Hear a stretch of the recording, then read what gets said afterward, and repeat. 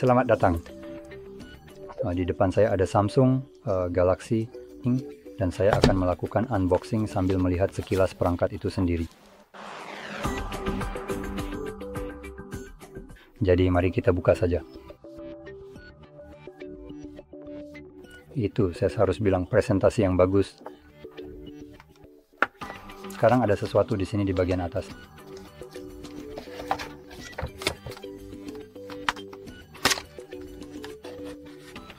Oke, jadi kita dapat kabel pengisian Type-C ke Type-C dan dokumen. Jadi itu saja. Dan ini adalah casing pengisian sedikit untuknya. Rasanya enak dan premium, saya harus bilang. Ada sedikit lebih banyak pencahayaan untuknya juga. Jadi ini semacam, lihat apakah saya juga bisa mengembalikannya ke sana.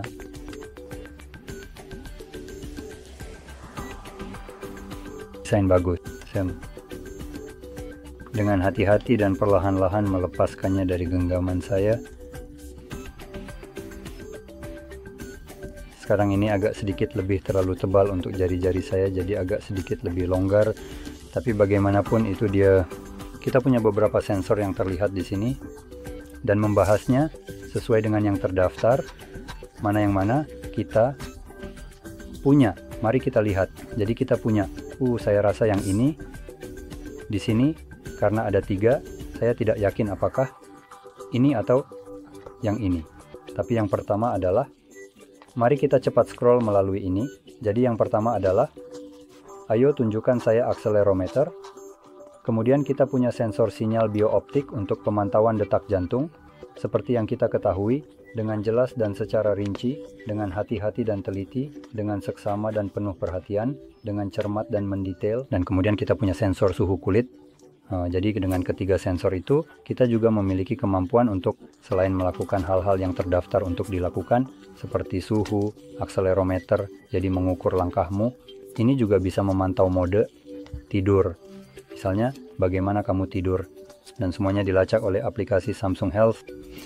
Ya, selain itu, ini hanya mencoba menggantikan apa yang dilakukan jam tangan pintar kamu, tapi tanpa layar. Dan saya tidak yakin berapa lama daya tahan baterai ini. Saya rasa tidak ada yang mencantumkannya di sini. Lihat, kamu tidak bisa menemukannya. Lebih sedikit pengisian, lebih banyak pelacakan.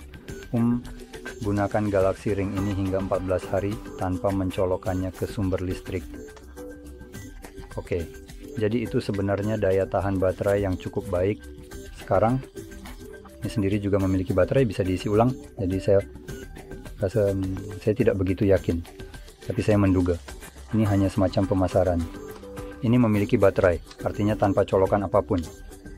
Ini ditulis dengan sengaja, karena kamu bisa mengisinya dari sini, kemungkinan besar. Dan karena itu mereka tidak berbohong, ini tidak dicolokkan ke sumber listrik manapun, tapi ini mirip dengan earbud, dan kamu tidak melihat perusahaan menyebutkan earbud bertahan, misalnya seminggu, tapi lebih ke berapa jam earbud bisa bertahan, dan berapa banyak pengisian yang bisa diberikan casingnya. Saya hanya menebak di sini, jadi saya bisa saja salah tentang ini. Tapi jika saya scroll sedikit lebih jauh di daftar, tertulis daya tahan baterai hingga 7 hari, yang saya rasa saat ini merujuk pada cincin itu sendiri. Jadi, itu dia. Jelas.